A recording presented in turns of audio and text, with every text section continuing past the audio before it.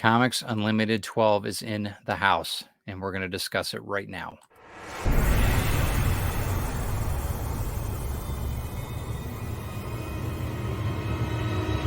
Welcome to the Comics Unlimited podcast with your hosts, Glenn B. Fleming and Ted Davis.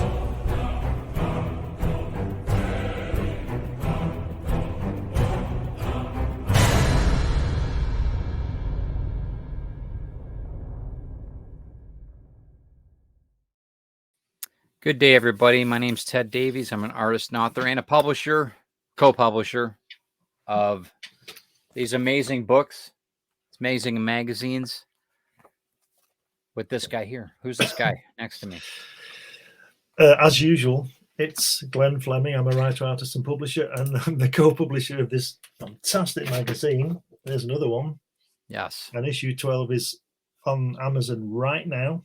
You go to my page, Glenn B. Fleming page, and you'll be able to pick all 12 editions up, 12 issues. Right. In digital or in yeah, number 12 isn't ready in digital yet, but that's on its way. But the other 11, you've got no excuse, paper or ebook or both. Right. Why not?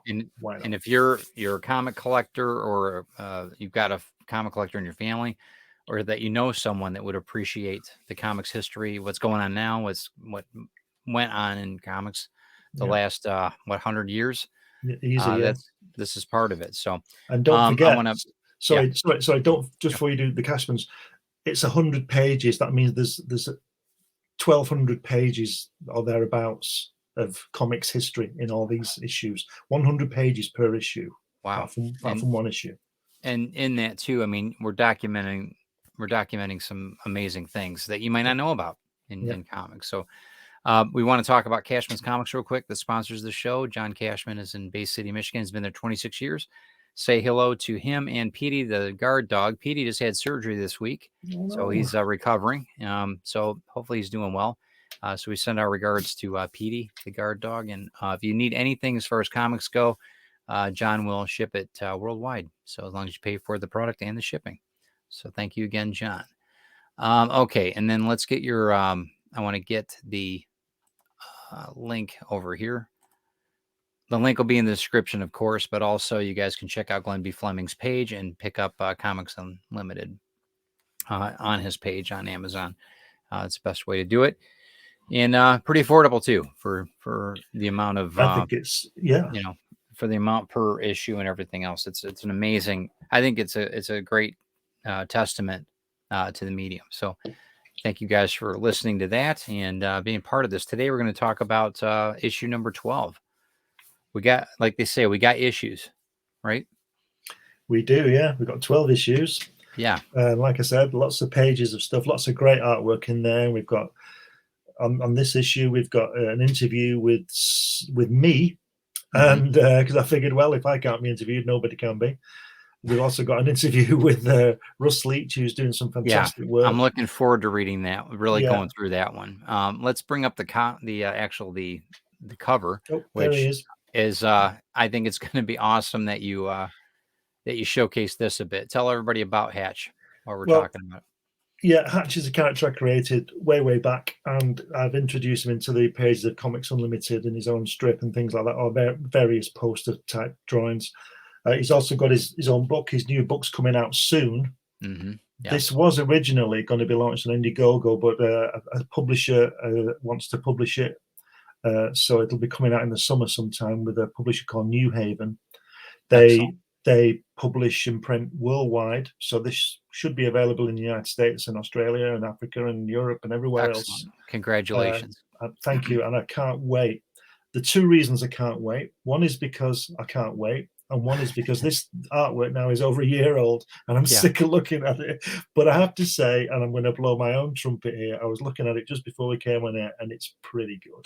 It's a fantastic. Well, I own it thanks to Glenn sending me the page or the book, and it's just such a great character anyway. And I know you've got a lot going on with the publishing side of it, traditional side of publishing now, which I think is fantastic.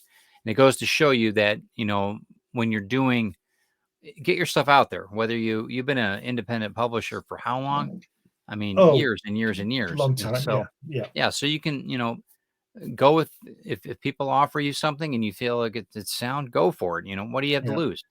Well, But yeah, there's some caveats to that. You have to, there's some things you have to be aware of, but more the, power to you, man. That's just fantastic. it's great. Thanks. The main problem is like, as I said to you before we came on, is Mhm. that although it's great to have somebody taking care of it for you, it is a little frustrating because you do end up waiting for people. Not that Understandably. they're not dragging their feet. They've got other things to do. I mean, it's the publishers.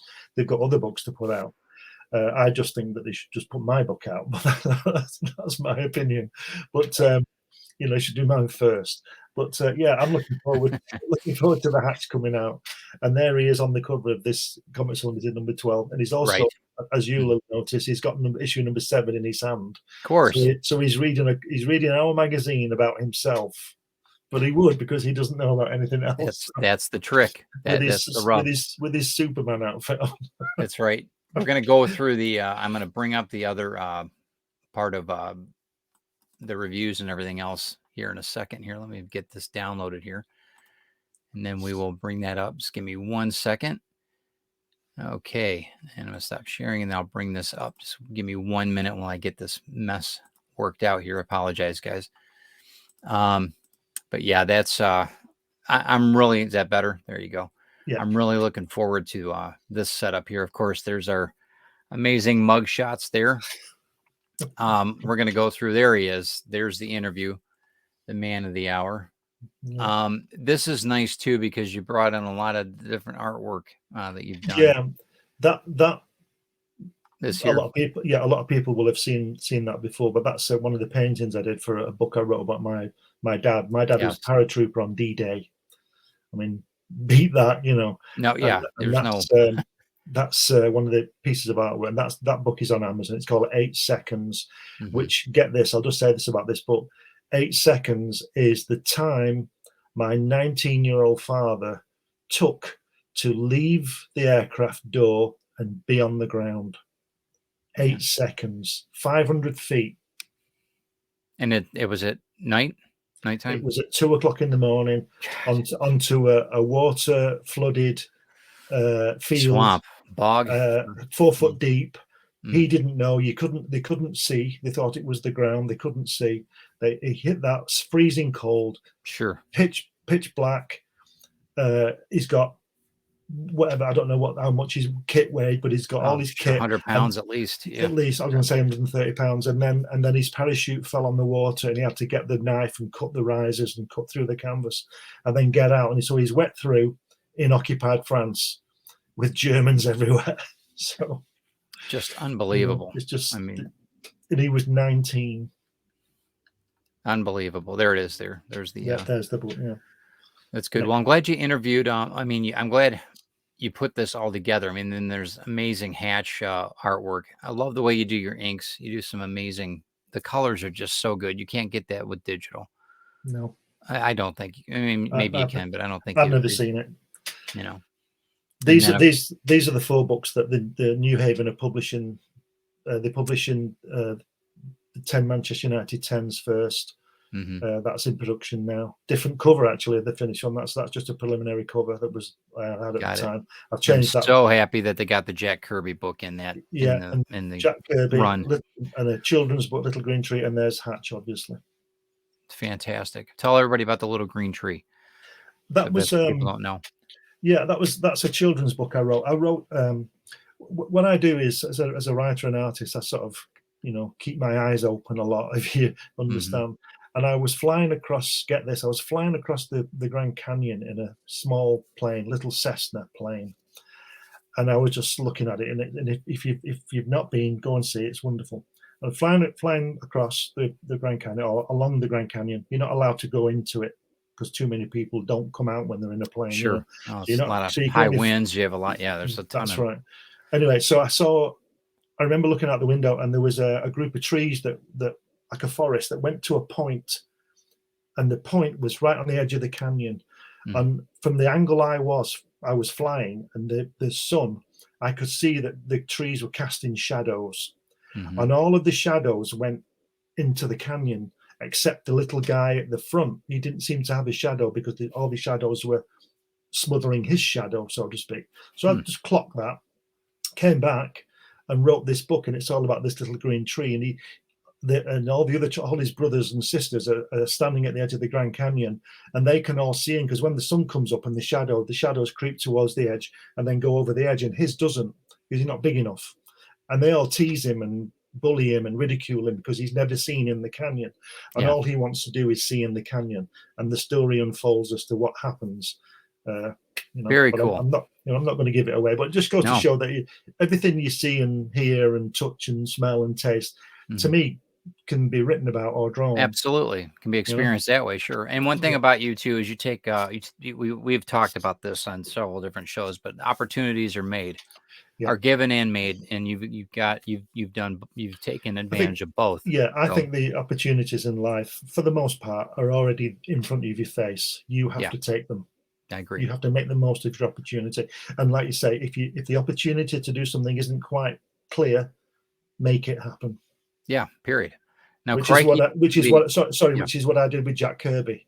Absolutely. I flew halfway around the world to see him. I did that twice. You took that bull by the horns, man. That was, Now, Crikey was quite an established piece of work that you put together.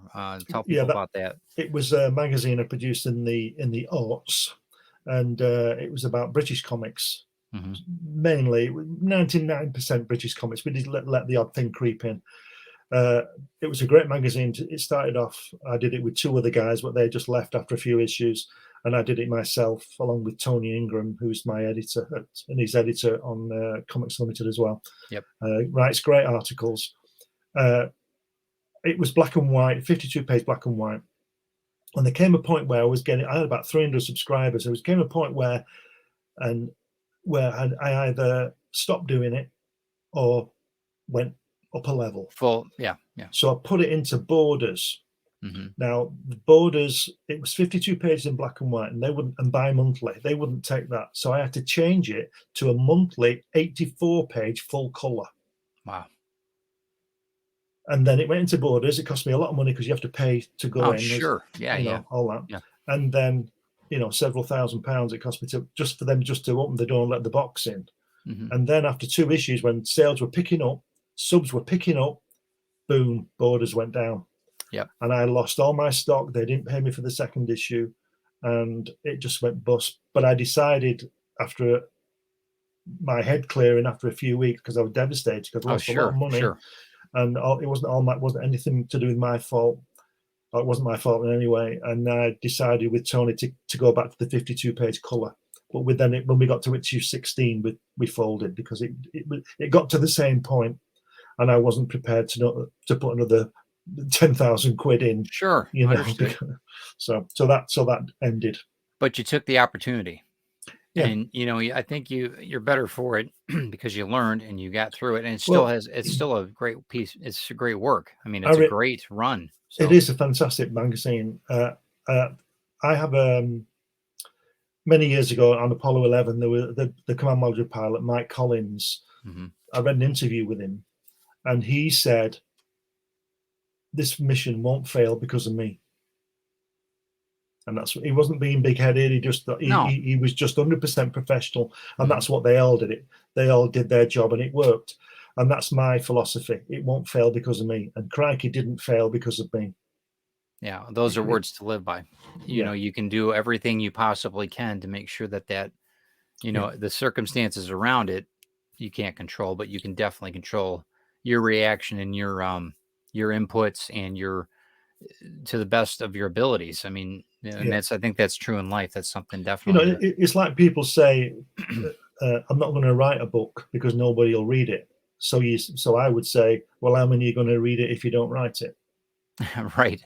Exactly. That's it. If you're not going to, right. Because things you might be able to make your opportunities, and you might be able to change things and people's opinions, but you can only go so far, especially in this game with publishing. Like I said, I'm frustrated in a sort of a nice way, in a way. I'm not screaming at the walls, but I'm waiting for people now to come back to me to further the books being produced, whereas before I could just put them out whenever I wanted. Absolutely. So Absolutely. so you do have to work with, like you say, share with people, work with people, Yeah, you have to. because there's always somewhere along the line that you're going to need somebody else. You're going to have to collaborate. And, Yeah. and like I said before, I really don't think there's any self-made men or women. There's got to be, you can say that you're self-made or whatever, but there's always somebody that you have to at least acknowledge that they had some input. Yeah. I still like this piece. This is, I mean, that when you first sent this over and I saw this last year, I really like this piece. That's yeah. Go ahead. That's from a science fiction, illustrated science fiction book that I'm writing called The Amazing Mr. Kuiper. Mm-hmm. Now you know what happens at the end, but Yes. so we're not going to reveal that. No. But this is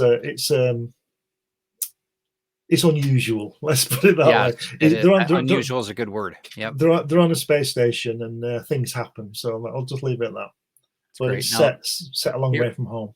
I'm glad that you put these, because I love the Thunderbirds. I know that there's a lot of us that do. I'm glad that you put this in the. What's this article? I'm gonna read this in full, but tell everybody what's going on. It just tells you about Thunderbirds being in.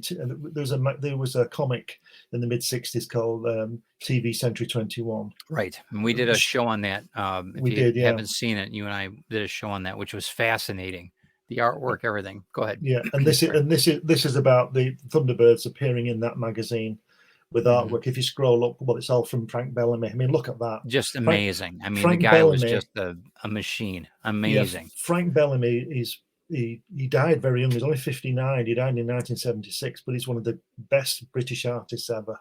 I think so. And it's just wonderful. Look at that. It's just absolutely wonderful. Yeah, present company excluded. Of course, yes, yeah. And it's all hand painted. It's all hand lettered. It's all on the board. I've actually it's amazing. I've actually seen one of these boards, and you can't see my hands. They're this big. Can you see my hands? They're huge, and they're just done in Dr. Martin's inks and all this kind of stuff. Just incredible. Is it Dr. Martin or is it something like that? And it's just wonderful artwork. Beautiful. Incredible. And that was, I mean, and it shows the era of what, it's just incredible. I just love it.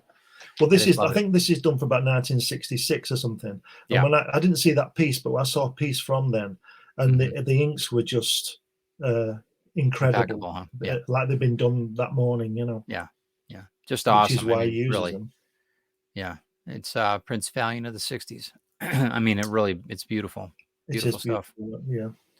Then we got the Russ man, Russ Leach. Yeah, Russ Leach. I'm glad that we did a special on him. That's good. Yeah, he has this book out, which you can get, which I recommend highly, because I don't read a lot of comics these days, but the artwork is absolutely fantastic in it. Yeah, it's really, I hate the term, but old school. Russ knows how to tell a story, and he knows how to draw, and it's just a fantastic book, and it's a really nicely put together book and everything. That's really good. And so we did an interview with him. Yes. Go ahead. So I'm going to say, so we did an interview with him, and this is his artwork and everything. Beautiful. I love Deadpool anyway. But yeah, that's great. Good stuff, man. Yeah, he's awesome. He does a good job, and he's a good interview too. You and I have spent a lot of time with him on different shows, and that he's just great. Yeah. Well, the thing is about this issue, with these two issues, two interviews, they are long interviews, but I thought, well, I want to promote him, and I want to promote my work as well. So, as we're sort of a couple of months between issues, one of them would have been redundant, and I thought, well, let's go for it, because it is interesting, especially Russ's interview, because he draws Doctor Who. He draws Batman. He's drawing Batman at the moment. He's just starting some new Doctor Who work, and as you can see, it's fabulous. He's great. Artwork. And he's a good chap too. And he's a nice guy. Yeah. Yep. And like I said, we appreciate him greatly. I'm glad that you took the initiative and took the opportunity to show, and showcase him a bit, because he's awesome. All right, what is Core here? That's a comic from way, way, way back. Late what was it, early 70s, and it's just like a Beano type of thing, like a fun comic, just with, as you can see, crazy characters in. Sure, that's fun, worth a look. I don't think it lasted very long, but it's worth a look if you can get it. Yeah, it didn't last too long, but it's good. Got it. All right, and then we've got Ed, Yeah, Demon Hunter, as Gein or Geen? Geen. This is another book. This is why I wanted this in. Lucifer's a friend of mine, and he's written this book. He's written the book, and he's got this. I can't remember the artist guy's name. That's terrible, isn't it? And but it's fantastic. Ed Gein is a real person, and he was a murderer, a mass murderer, and it's got a really good quirky comic Take attitude to it. Yeah, I love the artwork of a not so funny story, but it really is worth a read. It's very good. I mean, look at that graphic. God. Yeah. That's cool though. I mean, I'm really liking the artwork a lot, and I'm glad that you did everything in the red. That's just awesome. It looks so good. Well, I designed the magazine as well, so I like to put it together. But beautiful. It had to be in red. There was no other way of doing it. All right, and I'm definitely going to enjoy that one. Dave Gibbons. Oh, there you go. Well, Dave Gibbons of Watchmen. We talk about him a lot. You do anyway. I know he drew Watchmen and Alan Moore wrote it. And this was what happened when he on his Saturday when he got his comics when he was a kid. Yes. And these are the comics that he got, and Eagle and everything. And Kirby there. Well, that's not Kirby, but it's Fury, Howling Commandos thing. Yes. So Crossing Mediums. Yeah, this is an interesting article by Joe D. McPhee of does his own podcast. Another great twist on things. Joe is he has a comic out about wrestling and all this kind of thing, and it's just I think his artwork is great. It's not I don't know what the word is. Not like the mainstream type of art. He draws these quirky characters. I think they're brilliant. But he writes about the toxic fandom thing in this, and understood. Just a great read. He's really interesting. He's a nice guy as well. Always a good read with when Joe has something to say. There's the Rocketeer. I love the Rocketeer. One of my favorites. Dave Stevens, what a great artist. Oh yeah. I've got my couple of my shelves full of that stuff. All right, the Crunch. The Crunch is another comic. I don't remember this comic actually. This is Tony wrote this. I don't remember this at all, but it just shows you the wealth of the diversity of it all. Yeah, if you look there on that one, Ebony, that's Carlos Esquera artwork. Oh, really? Wow. Of Judge Dredd, Yeah. And because it's funny, isn't it? When you look into these things, you find out that it's the same 5 people drawing them all, right? And writing them all. It's the truth. But I this is what 1979, so I wasn't buying comics then. But just a nice Tony. It's only 2 pages, and Tony does such great little articles, but filler articles. It's something I would not have known of. I mean, that's great. I mean, that's what the book's about. This is what Comics Unlimited is all about, to educate. Even us that are seasoned collectors and that we still learn. And then of course we've got the Randy man. The third part of his history of Arrow Comics. It's great. Randy again is a great bloke. Source. And he's a great cartoonist. And he's not drawn all these, but he's done. He does his own artwork and everything. He writes a lot. He does podcasting. Yep. There's such pretty prolific guy. Yep. I'm going to say this. This will sound really syrupy sweet, but I don't care. Over this past couple of years since COVID, I've been on these podcasts and I've met so many fantastic people. You're one of them. Thank you. And, I appreciate that. Just met ditto, many, man. Ditto. Yeah, met so many fantastic people and creative and artistic people. It's great for me. I love it. I just love working with these people.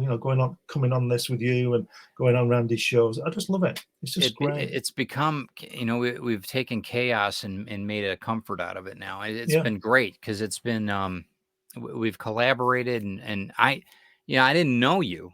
No. I didn't know a lot of these people. Say 10 years ago, I didn't even know you guys existed, and then all of a sudden, boom! It's just been incredible. It's just incredible. Well, if anything came out of the pandemic, it's that. I'm going to say that you create your own situations again because what happened with COVID, as we all know, the world closed down. Sure. So we all went inward, further back into our caves. Right. And I discovered people online podcasting, and then and then boom, and then this whole world happened. Yeah. It's a fantastic. It's just amazing. Spank the Monkey. I have quite a few of these. I've got number ones signed by Randy. I used to collect these when I was in college, and Right. it was hilarious when I did not know Randy at that time. And he I met lived, him lived much later when and my he father-in-law actually worked for him, and we oh, ended up right. meeting after that, and during COVID, during this whole mess. And he only lived 3 streets from you. Right? No, he left a little bit for a little bit further than that, but actually, no, it was right before COVID. But yeah, Fast Spank the Monkey is a great cartoon, very funny, play on words, and the character's great. But yeah, I'm sorry. I mean, but I'm just saying that it's such a great. He's quite a talent. Randy is. Yeah. So I'm glad that I'm glad that he had a chance to express where Arrow is from and hopefully where it's going. I think, if I'm not mistaken. Mike Noble, another great one. Another great one. The guy in the blue jacket there, Dave Yeah. Houston, he's a friend of mine. Yep. And he got to, I hate him, because he got to meet Mike Noble several times. Sure. And obviously there's Mike. Mike died a couple of years ago. It was about 88 Right. or something. I saw our not documentary. I guess it was a documentary on him. Yeah. And it was awesome. It was really good to see his studio, small room that he had, and later in life. And yeah, fantastic. If you if you just go back, yes. If you look to the side of him, he's got original artwork there framed, and you can see the colors are just as vibrant. That's from 1965. Amazing. And this is I don't know when this was, just only a few years ago. Yeah. So look at the art, look at the inks he's using there for that artwork. Crazy. And it's all there, And he was another beautiful. Fantastic. There's let me tell you the story of that 5-ball XL5 page on the right there. But the space is grey. I can't remember that he was told when he got the job back in 1965. Mm-hmm. He was told by the editor that they were going to use photogravure. This is called. It's like photographic. It's a magazine printing style that had just come in at the time and really new, and really pushed the boundaries of printing. So Mike didn't know anything about it. So the editor said to him, "You've got to use this kind of ink," and he didn't use this kind of ink. He thought, "It doesn't matter," and the space came out great. Great, yeah. So I think he got in a bit of a flea in his ear for that. I still think it looks great. Though. It does look great, yeah. But if you look on the other side, you can see where he gets the sky and the space right later on Zero X. It's all blue, But look and at then there's that cover. That's the one that we talked about. We've actually said quite a bit about this one in a couple different shows. I think that's, if there was any one piece of artwork in British comics out, apart from maybe some Frank Bellamy pieces, I would want that. That free fall is intense. Yeah, it's wonderful, isn't it? It's insane. Absolutely genius. That if you guys haven't seen any of the videos back when we talk about TV21, go back and in the playlist and look at it, because it's awesome. And then we talked about it a little bit later, I think on another show. It might have been Randy's show. We talked about just the artwork itself, that particular piece of art. Amazing stuff. See that panel to the right with Captain Scarlet and Captain Blue. That even as a kid, because I'd be about 12 when that was published. Yeah, that really stood out as a fantastic piece of storytelling, because you see Captain Scarlet shouting, you see what he's shouting at, which is Captain Blue, and you see Captain Blue look at him, and there's this truck coming to hit him, and your eye just goes right across. It's absolutely brilliant. Yeah, definitely great composition on that. Now, I sent you a message. I've got this comic. Yeah, you said, yeah. And we should probably do something on that. That's amazing. In fact, if you can't see, it's right behind that X-Men there, but go ahead. This is great.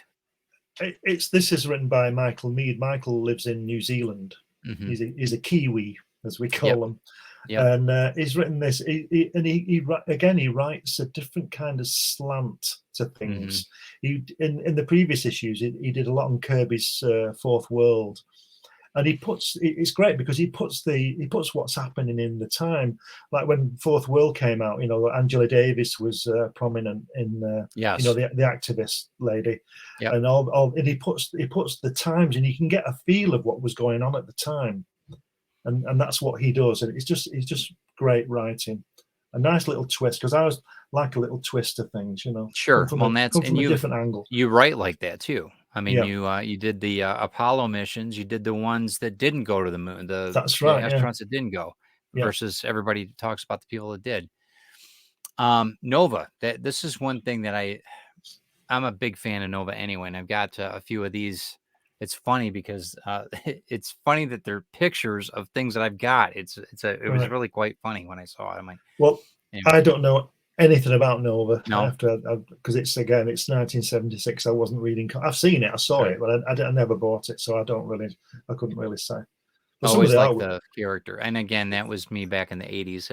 I was a young kid back then, and this is and it's coming around now. There's a lot of Nova is going to be a big part of I think, if I'm not mistaken, the MCU coming up. So right? hopefully it is. But Well, if it yeah, does, fascinating. we'll have another article about it. Yeah, and There's always room. Tony's so prolific. Look at the, I mean, it's fantastic. Just He fantastic. He does such a he good job. he We're writes so so fortunate to well. have him part of Yeah, this. yeah, yeah. David Sutherland. Yeah, Really? he drew. He's a British artist. He died, and he's been drawing forever. Yeah. We didn't. I didn't realize he'd drawn so much. But you can see the kind of style that he does for the Beano and stuff like that. Yeah. Yeah. But these people are just fantastic. And I'm Wonderful. glad that we've got another memorial. That's awesome. It's hard because all these amazing artists are moving on, and That's right. but I'm glad that we're at least documenting it. I don't know who this guy is, but I'm not sure about this guy, but it looks pretty good to me. I can't wait for that. yeah, I'm looking forward to it. I'm looking forward to bringing out the third book because that's Yeah. we'll get you there. Okay. Mighty World of Marvel, a 50th anniversary celebration. Now this one is a little different than what we're used to in the States. So Yeah, if I'm not mistaken. this is British Marvel, Right. and that's obviously Captain Britain. Again, I don't know too much, but I do know Alan Davis, the artist, is one of the best. Yes. Oh yeah. British artists. He's wonderful. Yes. I think has he done work for DC, hasn't he? He has. I believe he has. Yes. Great artist. Yep. But again, I don't know much about that production. But Well, Tony does, because Tony knows everything. You see. Yeah. Right. Well, that's why it's an international publication, because we're bringing it in all different angles of different things. It's fantastic. Another great, just amazing covers. I'm so glad that you set this up this way. Beautiful the way you've laid this out, and then Vision, one of my favorite characters. Absolutely one of my favorite characters. And there we are. Oh, there he is. Yep. New Haven Publishing. I'm glad that that all worked out. And then there's Steve Keats. Oh yeah. Steve is amazing. Amazing. Again, I have to admit, I've not really read. I've never really read many DC comics. From when I used to read Superman and like Kurt Swan, but the artwork on that is outstanding, and that cover there. Oh, it is. It's incredible. Just lovely angle. Yeah. That upward angle. It's just absolutely amazing. I'm glad that you got that in the publication, because he just passed. Just passed. Vertigo, turning the world of comics upside down. Mm-hmm. Again, Tony, and we can talk about that. I mean, you guys, this is just to give an overview of the magazine and what is available in this issue, just so that you see the value. Phantom Stranger, I love the character. Always liked the character of Phantom Stranger, but Vertigo in itself, I always like their books. I don't know. Mm-hmm. Always like their books. Look at that. Look at all those issues you can get there. Yeah, no, it's crazy. You did a lot of work before I signed on. Absolutely. Do you know that page is the hardest to do, because I've only got one space left. Where am I going to put all available on Amazon on the next one? Right. And then the one after that, I'm going to have to go into 2 pages, I think. Right. Yep. And then of course you got the podcast that's listed here on Thursdays at 10 o'clock Eastern Standard Time. That's what you're listening to right now. This is of course pre-recorded, but man, that's a great setup here. I'm glad that we had a chance to look through that. That is just awesome. It's a great issue. It really is a good issue. Do you think that they're getting better as we're I think they are, yeah. I think the whole thing is getting better, because I love designing it, because Tony sends me, if I haven't got the artwork, he sends me the scans. Yeah. And immediately I can see the kind of design I want to do. And that's based around the strength of the artwork. Like that Captain Britain, I had to cut him out, but Yeah. it's such a strong drawing of him. It didn't Oh need yeah. any background. It's, And it's the and way we've just, that the composition of the whole books is fantastic. and You we've should- said you know, before that, less is more. That I like to use the space around them and cut the buildings out, or whatever. And the other reason for that is that I don't want to reproduce it just as it is. I want to try and do Correct. something with it whilst stating that we no we have- copyright belongs to me. It's all the, we have had some questions on emails though about submissions. If anybody is interested in writing an article, I mean, it depends. I like to know some people, before, and we kind of go through a vexing process a little bit. Yeah, I think without being too arrogant, if it's good enough, it'll go in. Yeah.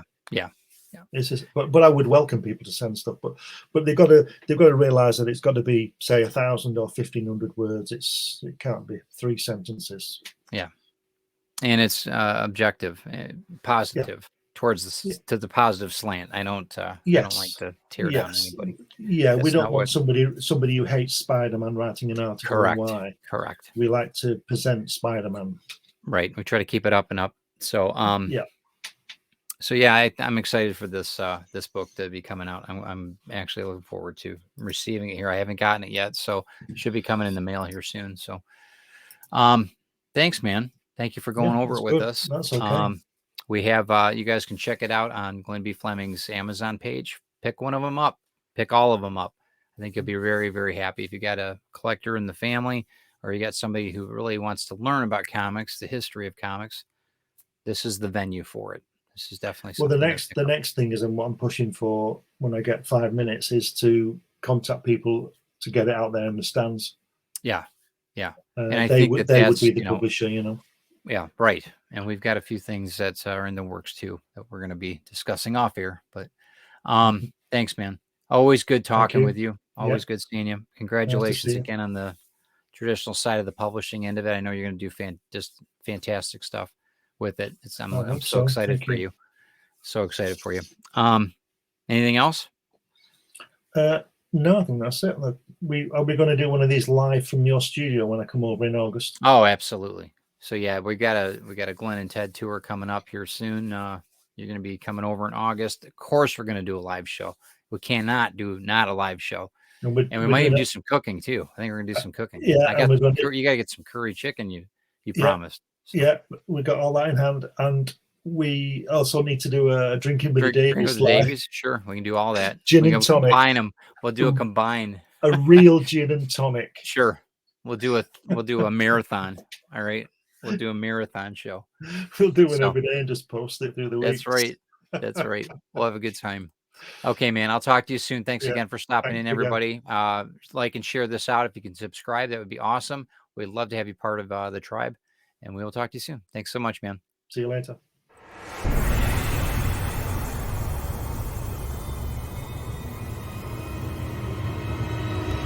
Welcome to the Comics Unlimited podcast with your hosts, Glenn B. Fleming and Ted Davies.